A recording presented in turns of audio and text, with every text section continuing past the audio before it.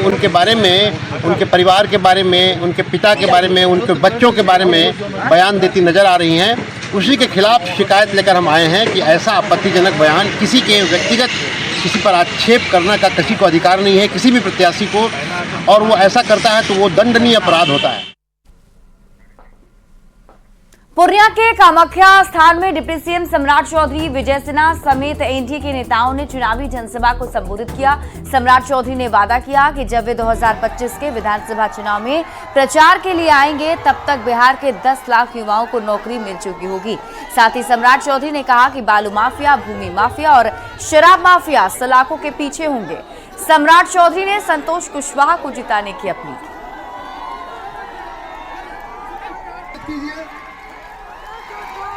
मैं माननीय सांसद से अनुरोध करूंगा कि वो हम लोग को 2 कमिटमेंट पूरा करना है। 2025 के पहले आप जब आपका मत जदयू के उम्मीदवार संतोष जी को मिलेगा तो आपको एकदम आश्वस्त करता हूं 2025 के चुनाव में जब लेसी जी के लिए आऊंगा तो 10 लाख नौकरी देने का जो वादा है उसको पूरा और साथ ही साथ जो माफिया है, माफियाओं को कार्रवाई करना है साथियों।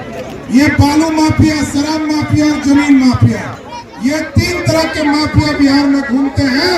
उसको या तो पूर्णिया के जेल में बंद करूंगा, नहीं तो भारत छोड़कर उसको जाना पड़ेगा। हर एक युवा साथी 26 तारीख को कितना लड़का के साथ जाइएगा? कम से कम 100 लोगों को लेकर जाना है और इस बार बड़े अंतर से इनको जिताना है।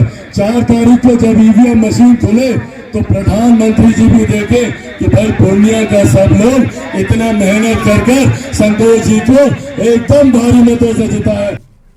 देश के रक्षा मंत्री राजनाथ सिंह ने भागलपुर के कहलगांव में एनडीए प्रत्याशी अजय मंडल के समर्थन में चुनावी सभा की। भागलपुर में राजनाथ सिंह का जोरदार स्वागत हुआ। रक्षा मंत्री ने कांग्रेस और आरजेडी पर जमकर निशाना साधा और लोगों ने भारत का भाग्य बनाने के लिए वोट देने की अपील की। राजनाथ सिंह ने आरजेडी पर निशाना साधते हुए कहा है कि लालटेन का तेल खत्म हो चुका है। जो सपना बाबा साहब भीमराव अम्बेडकर ने देखा था, कर्पूरी ठाकुर जी ने देखा था, ज्योति फूले जी ने देखा था, उसको सचमुच यदि कोई पूरा कर रहा है तो महात्मा गांधी के सपने को भी कोई पूरा कर रहा है तो आज के भारत के प्रधानमंत्री नरेंद्र मोदी जी ही पूरा कर रहे हैं। कांग्रेस के लोग हिंदू मुसलमान यानी धर्म के आधार पर समाज को बांटकर वो अपनी सरकार बनाना चाहते हैं। बहनों भाइयों, राजनीति केवल सरकार बनाने के लिए नहीं की जानी चाहिए, राजनीति की जानी चाहिए तो देश बनाने के लिए राजनीति की जानी चाहिए। और इस बीच रुक कर लेते हैं बड़ी खबर की। दूसरे चरण के लिए आज शाम थम जाएगा प्रचार। आज शाम 6 बजे से प्रचार का जोर थम जाएगा। आपको बता दें 26 अप्रैल को दूसरे चरण की वोटिंग होने वाली है। इसमें बिहार की 5 लोकसभा सीटों पर वोटिंग होगी। किशनगंज, कटिहार, बांका में मतदान होगा तो पूर्णिया और भागलपुर में भी वोटिंग होगी, जिसको लेकर आज शाम चुनाव प्रचार का शोर थम जाएगा।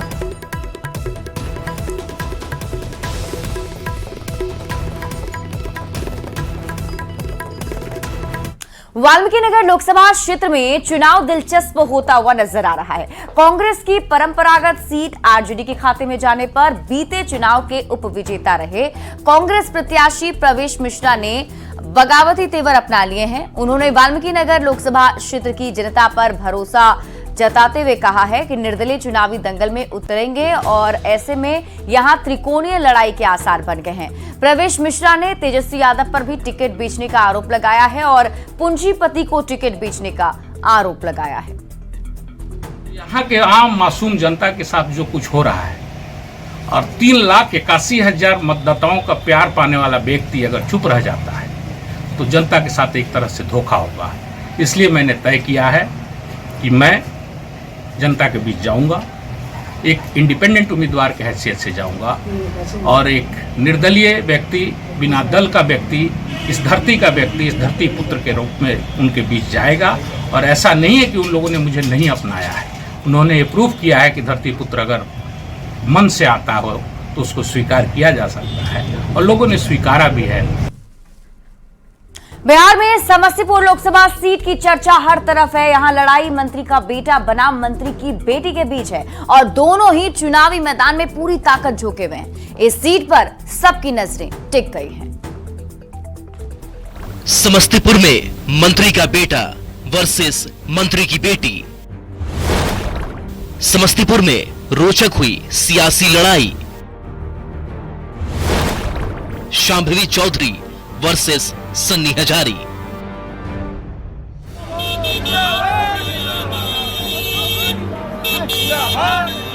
समस्तीपुर लोकसभा सीट बिहार की चर्चित सीटों में एक हो गई है। इस सीट पर तमाम सियासी दलों की निगाहें टिक गई है। समस्तीपुर सीट से नीतीश कुमार के मंत्रिमंडल के 2 नेताओं के पुत्र और पुत्री चुनाव मैदान में हैं। इस सीट से मंत्री अशोक चौधरी की बेटी शांभवी जहां एनडीए की प्रत्याशी हैं, तो वहीं दूसरे मंत्री महेश्वर हजारी के बेटे सन्नी हजारी महागठबंधन के टिकट पर चुनावी मैदान में हैं। सन्नी हजारी ने कुछ दिन पहले ही कांग्रेस का दामन थामा है। दोनों उम्मीदवार के मैदान में उतरने से सियासी हलचल तेज है। जिस भरोसा से मुझे अपना उम्मीदवार बनाया, उसी भरोसा से मैं अपना सीट जीतकर अपने महागठबंधन के झोली में डालूंगा। शांभवी और सन्नी दोनों अपनी जीत के लिए पूरी ताकत लगाए हुए हैं। शांभवी चौधरी का दावा है कि जनता का आशीर्वाद उनके साथ है, तो सन्नी हजारी का कहना है कि ये सीट जीतकर महागठबंधन की झोली में डालेंगे। बहुत सारा प्यार और बहुत सारा आशीर्वाद मिल रहा है जनता का। बहुत शुभकामनाएं। समस्तीपुर सीट से अशोक चौधरी की बेटी और महेश्वर हजारी के बेटे के बीच डायरेक्ट फाइट है। दोनों ही पूरे दमखम के साथ चुनाव लड़ रहे हैं। फिलहाल जेडीयू के 2 बड़े नेताओं के बेटे और बेटी की किस्मत की चाबी अब जनता के हाथ में है। न्यूज़ 18 के लिए समस्तीपुर से मुकेश कुमार की रिपोर्ट।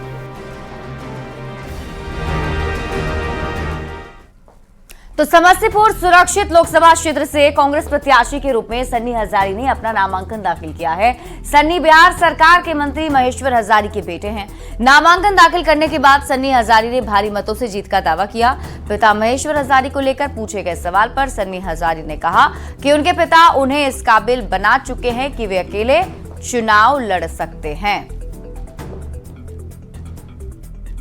आशीर्वाद मुझे मिला, मैं आज नामांकन किया हूं और मैं अपने महागठबंधन के तमाम पदाधिकारी, शीर्ष नेतृत्व, प्रदेश नेतृत्व को सभी को आभार प्रकट करता हूं जिन्होंने मुझे अपना उम्मीदवार बनाया है। मुझे पूरा विश्वास है महागठबंधन के तमाम पदाधिकारीगण, तमाम नेतागण, तमाम ऐसो जनप्रतिनिधिगण, उन सभी लोगों का मुझे साथ मिलेगा और मैं यहाँ समस्तीपुर का स्थानीय उम्मीदवार जीतूंगा।